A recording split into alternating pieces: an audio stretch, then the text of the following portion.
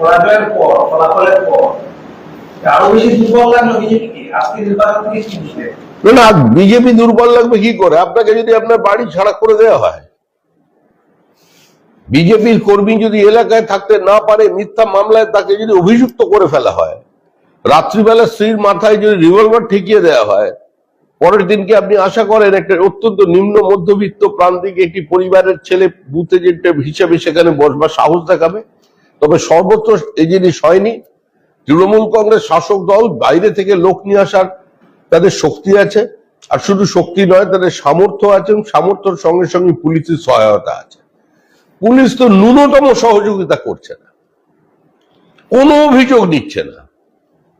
বহিরাগতদের চিহ্নিত করে দিলে, বাড়ি চিহ্নিত করে দিলে, কোথায় রাখা হয়েছে, কোন কোন জেলার লোক, সেটা পর্যন্ত পুলিশকে জানালেও পুলিশ কোনো ব্যবস্থা নিচ্ছে না।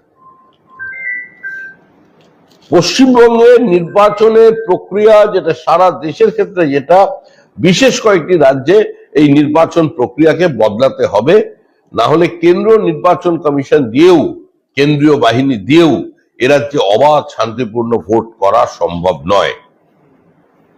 তৃণমূলের তরফে বলা হচ্ছে যে আজকে যে 4টি উপনির্বাচন রাজ্যের শাসক দলের পক্ষে যাওয়ায় আপনারা কি ধরনের অভিযোগ তুলে ধরছেন? আপনাদের ফল ও বাম জমানায় অনিল বাবু বলতেন পরাজিতের আর্তনাদ, আপনারা সাংবাদিকরা বলতেন দু একটি বিক্ষিপ্ত বোমাবাজির ঘটনা ছাড়া ভোট পর্ব মোটামুটি ছিল শান্তিপূর্ণ, বিরোধীরা সেরকম প্রতিরোধ গড়ে তুলতে পারেনি, বিরোধীদের ময়দানে দেখা যায়নি। আমরা বলতাম এই শান্তি শ্মশানের শান্তি। আর সিপিআইএম এর তরফ থেকে কি বলা হতো, শুধু খালি অবস্থার পরিবর্তন হয়েছে।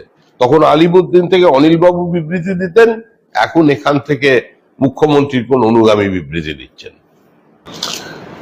যদি ঠিকঠাক অঙ্ক কষা যায় তাহলে দেখা যাবে পশ্চিমবঙ্গের এই রেশন কেলেঙ্কারি স্বাধীন ভারতবর্ষের ইতিহাসের সবচেয়ে বড় অর্থনৈতিক কেলেঙ্কারি। কয়েক লক্ষ কোটি টাকার এই দুর্নীতি কোনো ছোট দুর্নীতি নয়। যে দুর্নীতির একটা পয়েন্ট দিয়েই 20,000 কোটি টাকা ফরেস্ট কোম্পানির মাধ্যমে বাইরে পাঠানো যায়, সেই দুর্নীতি তো হবেই। 15 থেকে 20% যদি প্রতি জেলায় ভুয়ো রেশন কার্ড থাকে, আর সরকারের মিনিমাম সাপোর্টিং প্রাইস যদি 300 টাকা করে থাকে, তাহলে পুরো অঙ্ক গুণ করলে প্রতি মাসে এখান থেকে কত টাকা বেরোচ্ছে তার হিসাব করে দেখুন। দমদমের সাংসদ সৌগত রায় তিনি জয়ন্ত সিং কাণ্ডে বলছেন যে মধ্যরাতে অজানা নম্বর থেকে ফোন করে হুমকি দেওয়া হচ্ছে সৌগত রায়কে, এবং বলা হচ্ছে জয়ন্তকে ছাড় নইলে গুলি করে মারবে, এমনটা দাবি করছেন সৌগত রায়। দেখুন, জয়ন্ত ওদের পরিবারের ছেলে, পরিবারের মধ্যে কেউ কাউকে একটু বেশি ভালোবাসে, কেউ আবার অন্য ছেলেকে ভালোবাসে, এই নিয়ে ওদের মধ্যে গন্ডগোল।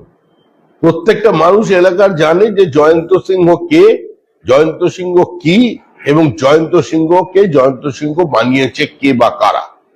এরা তো প্রতিষ্ঠিত। তৃণমূল কংগ্রেসের নেতাদের আশীর্বাদে, তৃণমূলের বদান্যতায়, তৃণমূলের অনুপ্রেরণায়, তৃণমূলের অনুমোদনে, পুলিশের সহযোগিতায় জয়ন্ত সিংহ দিন এই সাম্রাজ্য চালিয়েছে। এখন এক নেতা অন্য নেতার দিকে আঙুল তুলছেন, মানুষ এগুলো বোঝে, মানুষ পুরোটাকে তৃণমূল বলেই মনে করে।